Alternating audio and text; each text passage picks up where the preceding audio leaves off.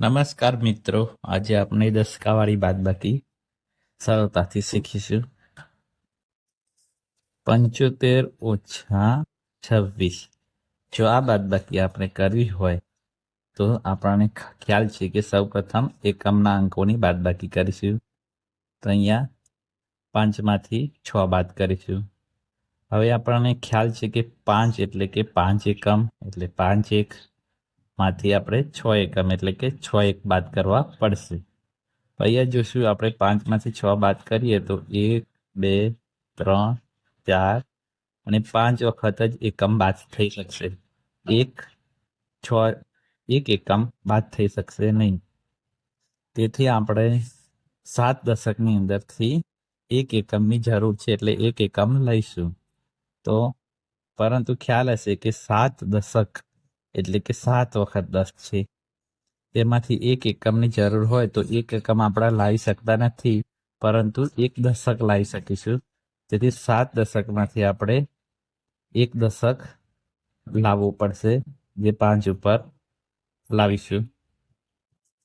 તો આમ અહીંયા હવે 5 એકમ હતા અને 10 એકમ લાવ્યા એટલે ટોટલ 15 એકમ થઈ ગયા. એટલે 15 વખત 1 થઈ ગયા. એટલે હવે આપણે 15 એકમમાંથી 6 એકમ બાદ કરવું છે. પરંતુ આપણને ખ્યાલ છે કે અહીંયા 7 દશક હતા, તેમાંથી આપણે એક દશક લઈ લીધો છે એટલે અહીંયા 6 દશક બાકી રહ્યા. તેથી અહીં 7ની જગ્યાએ આપણે 6 દશક લખીશું. હવે આપણે 15 એકમમાંથી 6 એકમ બાદ કરીશું. તો 1 એકમ 2 3 4 5 અને 6, આમ 6 એકમ આપણે બાદ કર્યા.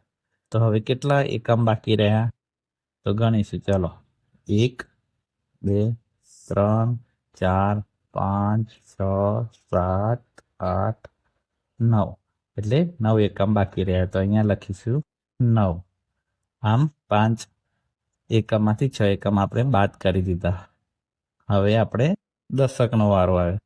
તો 6 દશકમાંથી આપણે 2 દશક બાદ કરીશું.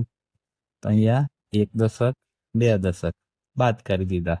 હવે કેટલા દશક બાકી રહ્યા તો 1 2 3 ને 4 દશક બાકી રહ્યા. તેથી અહીંયા લખી દઈશું 4. તો આમ 75 ઓછા 26 બરાબર 49 આપણને જવાબ મળે. તો મિત્રો, આવા બીજા 3 રકમના અથવા શૂન્યવાળા દાખલા શીખવા હોય તો કોમેન્ટ કરો અને વિડીયો લાઈક કરો. આભાર.